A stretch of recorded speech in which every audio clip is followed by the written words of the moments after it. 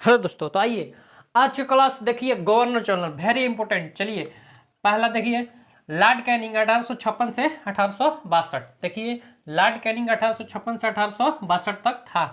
क्या किया Lord Canning ने? देखिए भारत का प्रथम वायसराय, अंतिम गवर्नर जनरल। सबसे इंपॉर्टेंट पॉइंट, भारत का प्रथम वायसराय और अंतिम गवर्नर जनरल हुआ लॉर्ड कैनिंग। ठीक है, भारत का प्रथम वायसराय और अंतिम गवर्नर जनरल हुआ कौन? Lord Canning. कह देगा भारत का प्रथम वायसराय लॉर्ड कैनिंग। ठीक है, और अंतिम गवर्नर जनरल कौन था? तो लॉर्ड कैनिंग था। ठीक है, लॉर्ड कैनिंग का कार्यकाल 1856 से 1862 तक था।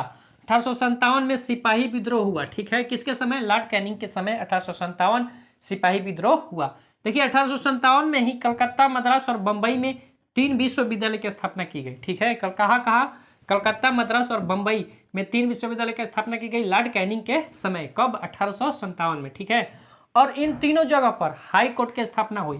क्या हुई? हाई कोर्ट की स्थापना हुई, उच्च न्यायालय की स्थापना हुई 1861 में लॉर्ड कैनिंग के समय। ठीक है, अब देखिए इंडियन काउंसिल एक्ट पारित। ठीक है, इंडियन काउंसिल एक्ट पारित हुआ और पोर्टफोलियो प्रणाली लागू की गई। ठीक है, इंडियन काउंसिल एक्ट पारित हुआ, पोर्टफोलियो प्रणाली लागू की गई। ठीक है, किसके समय? लॉर्ड कैनिंग के समय। देखिए इसी को इंडियन पेनल कोड, भारतीय दंड संहिता भी कहते हैं। कभी कभी एग्जाम में पूछ देता है भारतीय दंड संहिता क्या है, तो पोर्टफोलियो प्रणाली को कहते हैं। ठीक है, इंडियन काउंसिल एक्ट पारित, पोर्टफोलियो प्रणाली लागू किसके समय? लॉर्ड कैनिंग के समय। ठीक है, अब देखिए डॉक्ट्रिन ऑफ लैप्स क्या हुआ? समाप्त हुआ। पिछला क्लास में था ना, तो डॉक्ट्रिन ऑफ लैप्स इसके समय में क्या हुआ? डॉक्ट्रिन ऑफ लैप्स समाप्त हो गया। ठीक है, लॉर्ड कैनिंग के समय महालेखा परीक्षक पद का सृजन किया गया। लॉर्ड कैनिंग ने महालेखा परीक्षक पद का सृजन किया। ठीक है, लॉर्ड कैनिंग ने क्या किया? महालेखा परीक्षक पद का सृजन किया। ठीक है, अब देखिए इंपॉर्टेंट पॉइंट, विधवा पुनर्विवाह अधिनियम लागू 1856 ईश्वर चंद्र विद्यासागर के देखरेख में लॉर्ड कैनिंग के समय। ठीक है, विधवा पुनर्विवाह अधिनियम लागू 1856 ईश्वर चंद्र विद्यासागर के देखरेख में।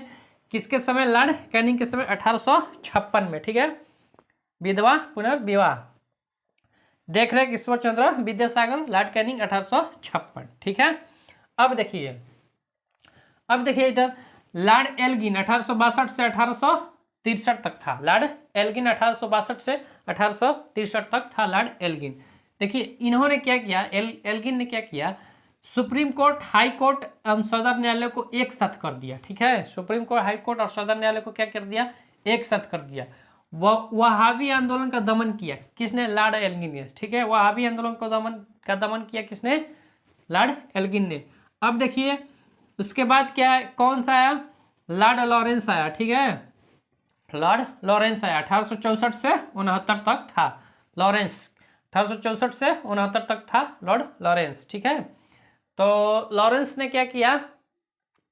लॉर्ड लॉरेंस 1864 से 1869 उड़ीसा में अकाल पड़ा। ठीक है, किसके समय? लॉर्ड लॉरेंस के समय उड़ीसा में भयानक अकाल पड़ा। ठीक है, और हेनरी कैंपबेल के नेतृत्व में अकाल आयोग का गठन किया गया। किसके नेतृत्व में? हेनरी कैंपबेल के नेतृत्व में अकाल आयोग का गठन किया गया। किसके समय? लॉर्ड लॉरेंस के समय। ठीक है, भूटान में ब्रिटिश पर आक्रमण किया 1865 में।